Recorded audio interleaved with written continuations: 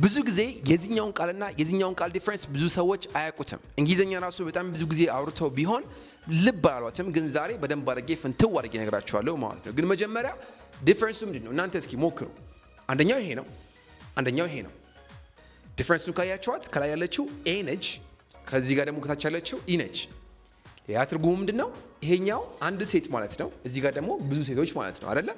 ሶ ናው ጥያቄው እንዴት ነው የምናነበው? የላይኛው ሞክሩ። 1 3 እሺ ምን እንዳላችሁ እናያለን። ታችኛው ሞክሩ። አሪፍ እሺ።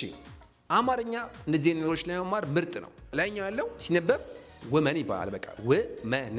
ዲፈረንሱ ያለው መ ሚለው ጋር ነው። ኦኬ ወመን በሉት፣ ወመን። ታች ግን ያለችው ወምን።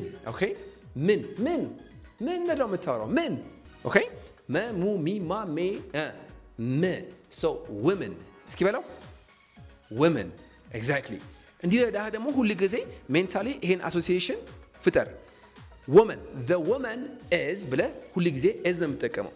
women ካልክን are ነው የምትለው ማለት women are ብለ መጠቀም ትችላለህ ማለት ነው። ገባህ?